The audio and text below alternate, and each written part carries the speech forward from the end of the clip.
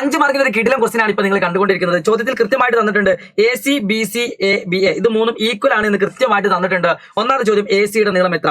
AC എന്ന് പറഞ്ഞാൽ നിങ്ങൾക്ക് ഇവിടെ കാണാൻ പറ്റും 0 0 y സെയിം ആണ്. സോ 8 - 2 6 ആണ്. ഇത് 6 ആണെങ്കിൽ ഇതും 6 ആണ്, ഇതും 6 ആണ്. അടുത്ത ചോദ്യം ഈ കാണുന്ന രണ്ട് പോയിന്റുകളുടെയും കോർഡിനേറ്റ്സ് അഥവാ സൂചക സംഖ്യകൾ എത്ര എന്നാണ്. നിങ്ങൾക്ക് എല്ലാവർക്കും അറിയാം ഈ കാണുന്ന കോർഡിനേറ്റ് കിട്ടണമെങ്കിൽ ഈ ഹൈറ്റ് കിട്ടൽ മസ്റ്റ് ആണ് എന്ന്. അതുകൊണ്ട് നമുക്ക് വളരെ സിമ്പിൾ ആയിട്ട് കിട്ടും. ഈ കാണുന്ന ആംഗിൾ 60 ഡിഗ്രി ആണ്, ഈ കാണുന്ന ആംഗിൾ 90 ആണ്, ഈ കാണുന്ന ആംഗിൾ 30 ആണ്. ഇത് 60 ആണുള്ള റീസൺ ഇതെല്ലാ സൈഡുകളും ഈക്വൽ ആണ് എന്ന് തന്നെയാണ്. സോ വളരെ ഈസി ആയിട്ട് നമുക്ക് പറയാൻ പറ്റും 30 ഓപ്പോസിറ്റ് 90 ഓപ്പോസിറ്റ് 6 ആയതുകൊണ്ട് 30 ഓപ്പോസിറ്റ് 3 ആണ്, 30 ഓപ്പോസിറ്റ് 3 ആണ്, 60 ഓപ്പോസിറ്റ് 3√3 ആണ്.